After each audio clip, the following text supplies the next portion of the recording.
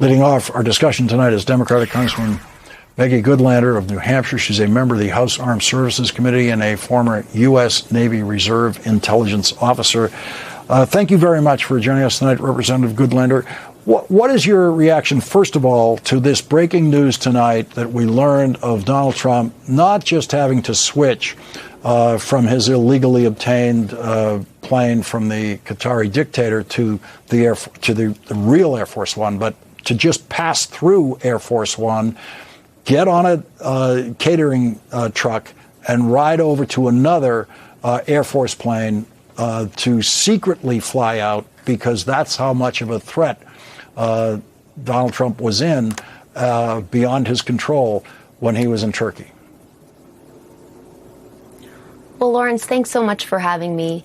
Look, this is a president who is totally out of control and who's using really the most profound and powerful tools in the world in direct response to what he perceives to be attacks on his own ego. You know, in the case of the story about Air Force One, it seems like a lifetime ago, but it was just a few weeks ago that we discovered, the president weaponized the Department of Justice against the New York Times simply for reporting the truth. Now more than ever, it is important to speak the truth, and this is the greatest threat to a person like Donald Trump, who really does want absolute control and is totally out of control. Yeah, and listen, I think everyone would agree that they absolutely should have done whatever was necessary in safety terms, to get a president out of a situation like that. No one's faulting that. But this is someone, as you point out, who wanted to prosecute the New York Times for reporting on anything about that whole situation and the need to switch planes. And now tonight, the White House is not disputing this story at all. And this is just another day in this long saga. As we go toward the election, does it feel to you, when you see the negotiating positions of both parties as of tonight, on each side more extreme than they have been at any point before, Donald Trump's positions and Iran's positions, does this seem like something that's going to be a negotiated solution before Election Day? Lawrence, it really doesn't. And I've been thinking today, being in O'Donnell, you might remember this old Irish joke of a hapless tourist wandering along the Irish countryside. He happens upon a farmer and asks, "How do I get to Dublin?" And the farmer looks at him and scratches his head and says, "If I were trying to get to Dublin, I wouldn't start from here." And that, to me, really sums up the situation that President Trump has put us in. He's left us with two horrendously bad options.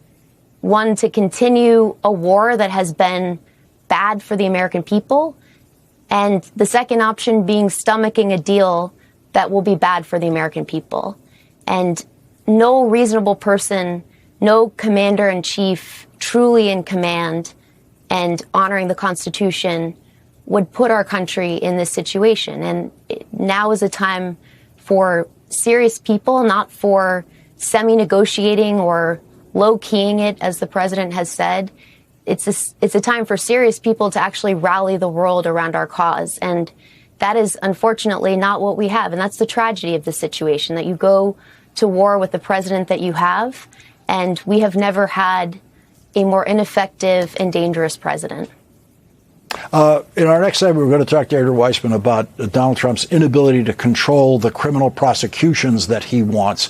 You were the victim of one of those. You're one of the people in Congress who simply joined in a video telling the American military that they do not have to follow illegal orders. Donald Trump wanted you prosecuted for that and failed in that. What do you take away from that experience? Well, Lawrence, I served at the Justice Department for years. It was one of the best experiences of my life to work alongside patriotic, nonpartisan public servants who really looked to two things when bringing cases: the facts and the law. And so for the president to become so unglued by what we said, which really at bottom was a restatement of a bedrock principle of American law. The message was follow the law. And our law, a bedrock principle of law, is that in this country, our service members do not blindly follow orders. They follow the law. And that's what makes us truly great as a country. But for the president to become so unglued by that really speaks volumes to how the playbook is being executed. This is a playbook that is about silencing, about trying to intimidate, and trying to derail people who are simply doing their jobs, whether it's members of Congress or journalists or nonpartisan public servants.